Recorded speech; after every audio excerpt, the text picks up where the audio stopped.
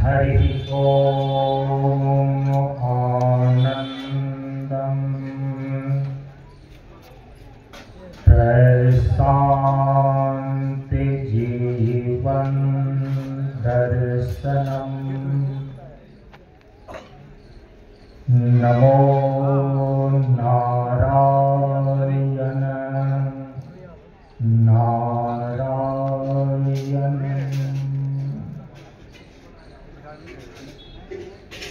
ब्रह्मानंदं परम सुखदं केवलं ज्ञानमूर्तिं द्वन्द्वातीतं गगनसदृशं तत्त्वमस्यादिलक्ष्यम् एकं नित्यं विमलमचलं सर्वधि साक्षीभूतं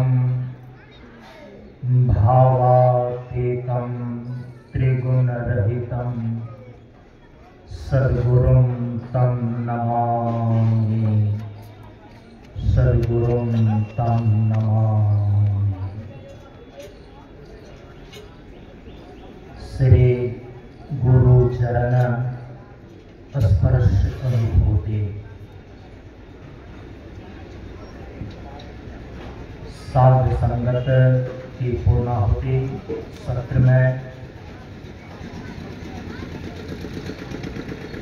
मंचासीन संत वृंद और सत्संग का श्रवण करने आए हुए श्रद्धालु सत्संग प्रेमियों, ज्ञान बढ़े गुणवान के संगत, ध्यान बढ़े तपस्वी संग किन्हा, बुद्धि विवेक विचार बढ़े संत सन्यासी सुसज्जन तिन्हा। इसलिए ज्ञानी वेद है ज्ञान से, व्याधा वेद है तीर, सद्गुरु वेद है शब्द से, भींगे सकल शरीर। प्रेमियों, हम सभी लोग बिहार प्रांत के कटिहार जिला अंतर्गत बरारी में स्थित गुरुद्वारा श्री निर्मल अद्वैत आश्रम के प्रांगण में ब्रह्मलीन स्वामी प्रदीप हरि जी महाराज की 6वीं जयंती गुरु पर्व के अवसर पर आज दिनांक 17 दिसंबर सन 2024 ईस्वी को इस श्रद्धांजलि की अंतिम सत्र में दिन के पूर्वाह्न में आरंभ हुए सत्संग सत्र में उपस्थित हैं।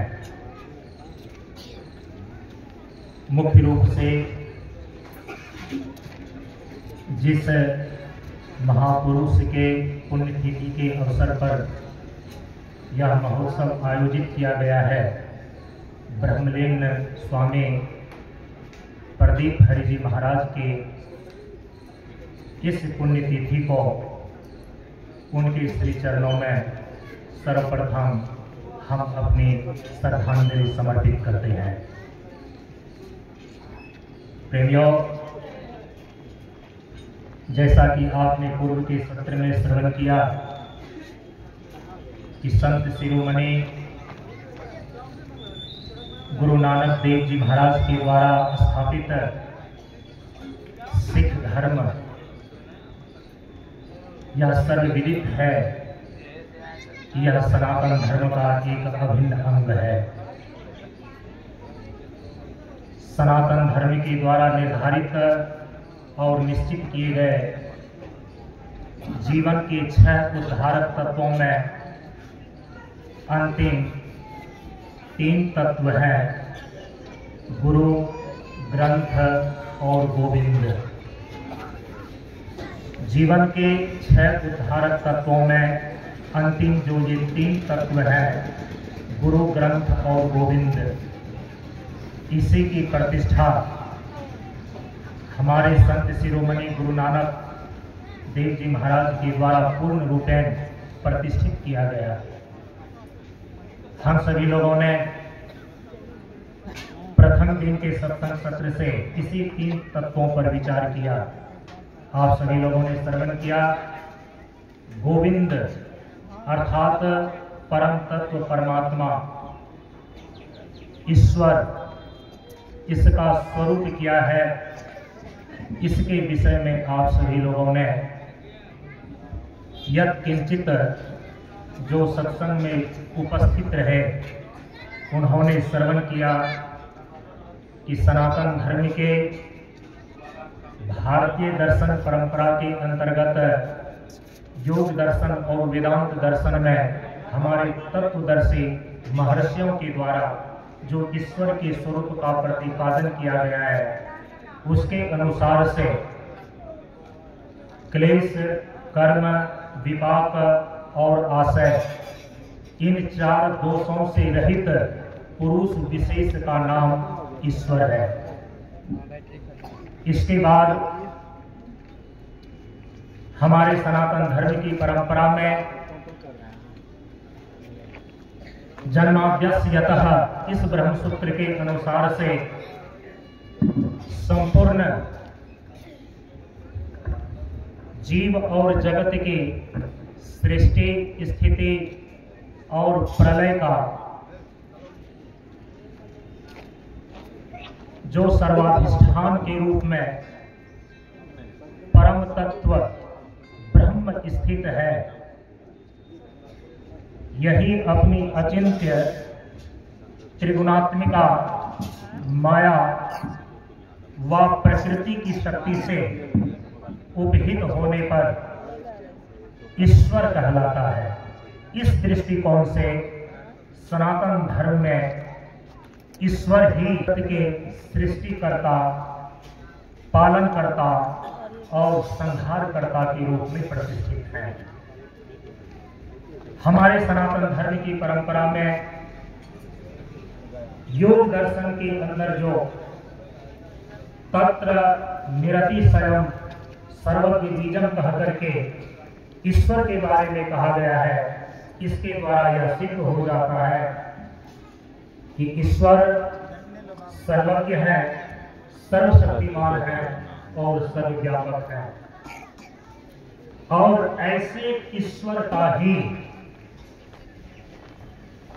बोधक शब्द ओंकार प्रणव है। तस्य वाचिकः प्रणवः, जिसको गुरुवाणी के अंदर एक ओंकार सतनाम इत्यादि करके गुरु नानक देव साहब ने प्रतिपादित किया।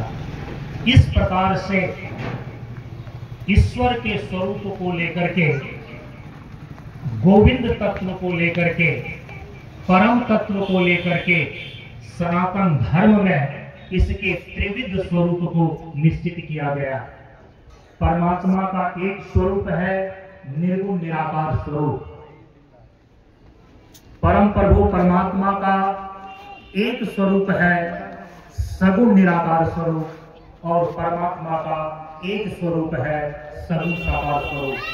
इस प्रकार से परम तत्व परमात्मा के त्रिविध स्वरूपों को सनातन धर्म की परंपरा में हमारे संत महापुरुषों ने मान्य किया है और तीनों ही स्वरूपों की पूजा, आराधना और उपासना और इनका अप्रोक्ष ज्ञान प्राप्त करके हम मोक्ष प्राप्त करने का परम पुरुषार्थ करने में अग्रसर होते हैं। गोस्वामी तुलसीदास जी महाराज ने परम प्रभु परमात्मा के इसी त्रिविध स्वरूपों को रामचरितमानस के अंदर कहा कि एक अनीह अरूप अनामा अज सच्चिदानंद परधामा व्यापक विश्व रूप भगवाना ते ही ते हरि चरित्र कृतदाना। अर्थात परमात्मा का जो प्रथम स्वरूप है निर्गुण निराकार स्वरूप, वह सत्य चित्त आनंद विभो और अरूपीय निर्विशेष ब्रह्म के रूप में है। परमात्मा का जो दूसरा स्वरूप सगुण निराकार स्वरूप है, वह सर्वज्ञ, सर्वशक्तिमान और सर्वव्यापक ईश्वर के रूप में है। और परमात्मा का जो तीसरा सगुण साकार स्वरूप है वह राम कृष्ण आदि अवतार के रूप में है। बताइएगा ना, हम सनातन धर्म नहीं सत्यनारायण जायसवाल है, पर हम भी नहीं जानते, देंगे जो कृष्ण राम के रूप में अवतार धारण करते हैं, हम उनकी ही पूजा है करते कौन जो हैं। हम देंगे अगर मैं और कणकण में जो व्यापक विश्व रूप होकर सर्वज्ञ, सर्वशक्तिमान और सर्वव्यापक ईश्वर की सत्ता है, हम उनकी ही उपासना करते हैं। इसीलिए जन और कण कण में ईश्वर दर्शन करने की वो दृष्टि सदगुरु के द्वारा प्राप्त की जाती है। और अंत में जो निरालंब उपनिषद में घोषणा की गई कि जीवो ब्रह्मा न अपना, प्रत्येक जीव का जो पारमार्थिक स्वरूप है वह ब्रह्म ही है, ब्रह्म से भिन्न नहीं है। परम पूज्य गुरुदेव बाबा शांतानंद जी महाराज के द्वारा प्रार्थना की पहली पंक्ति में ही यह विदित किया गया कि परम प्रभु स्वज्ञान जी का जीवन होवे ज्ञान। तो जीव का जो वास्तविक स्वरूप, पारमार्थिक स्वरूप सत्यचित आनंद अद्वितीय ब्रह्म है, हम इसका अप्रोक्ष ज्ञान प्राप्त भी सदगुरु के शरण में करके जीवन के परम पुरुषार्थ मोक्ष को सिद्ध करते हैं। तो इस प्रकार से गोविंद अर्थात परम तत्व परमात्मा के स्वरूप को सनातन धर्म की परंपरा में त्रिविध रूप से प्रतिपादित किया गया है। और ये ध्यान रखना चाहिए कि जब तक इस परम तत्व का अप्रोक्ष ज्ञान नहीं हो जाता, भक्ति की भाषा में बोले कि ईश्वर के यथार्थ स्वरूप का साक्षात्कार नहीं हो जाता, योग दर्शन की भाषा में बोले कि जब तक आत्मा के शुद्ध परमात्मा स्वरूप में अवस्थिति नहीं हो जाती है, तब तक आपके जीवन का कल्याण नहीं होता है। इसीलिए परमात्मा की भक्ति से जीवन का कल्याण होना भगवान श्री कृष्ण ने भागवत आदि ग्रंथों में उद्धव जी को उपदेश करते हुए यह स्पष्ट किया कि योग स्त्रियो मया प्रोक्ता निर्णाम प्रयोग विदिशया कर्म ज्ञानम भक्तिश्च न अनुपायो अस्ति कुत्रचित्। जब आप परम तत्व गोविंद को, उनके स्वरूप को सत्संग के माध्यम से परोक्ष ज्ञान के रूप में जान लेते हैं, उसका परिज्ञान हो जाता है, तो उनका अप्रोक्ष ज्ञान प्राप्त करने के साधन को समझना चाहिए और उनका अभ्यास करना चाहिए। यदि परम तत्व गोविंद है और इस गोविंद को ही अपने जीवन में भक्ति, उपासना और ज्ञान के माध्यम से उनके यथार्थ स्वरूप का अप्रोक्ष ज्ञान प्राप्त कर लेने पर जो हमारे जीवन का कल्याण होता है, तो इस गोविंद को प्राप्त करने के साधन क्या है? तो कहा कि इनके दो प्रमुख साधन हैं, उसी का नाम है गुरु और ग्रंथ। गोविंद तत्व को प्राप्त करने के दो प्रमुख साधन हैं और उसी दो साधन का नाम है गुरु और ग्रंथ।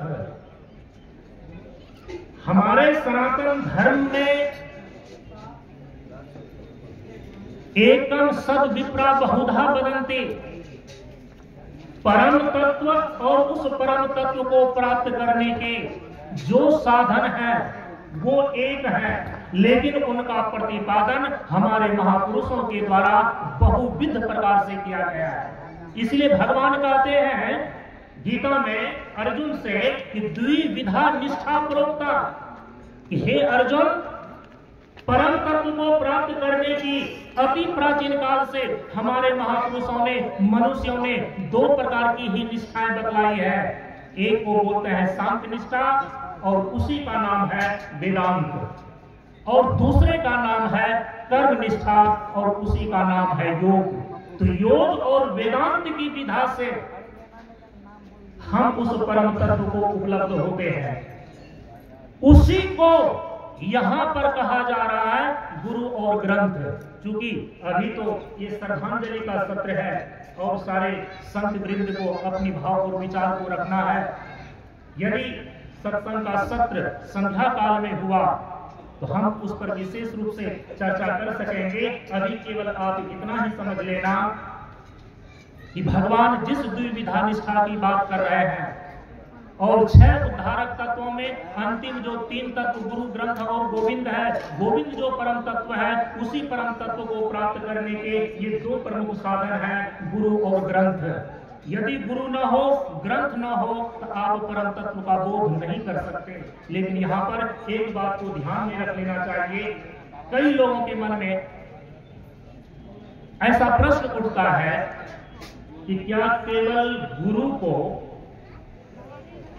वरण कर लेने पर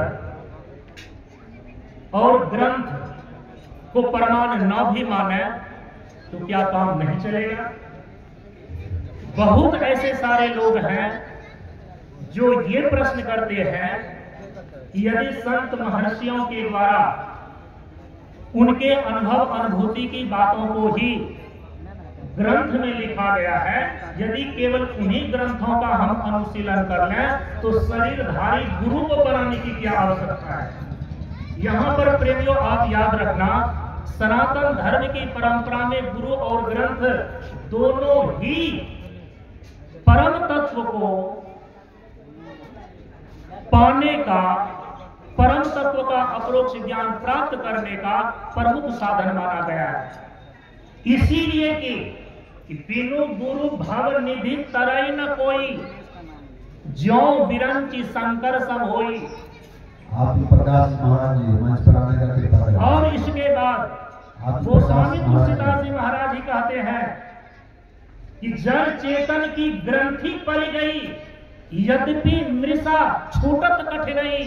तो बिना गुरु के कोई भव सागर को पार नहीं कर सकता। और आपके अंदर जो जड़ चेतन की ग्रंथि पड़ गई है, आप जानते हैं ग्रंथ किसको बोलते हैं?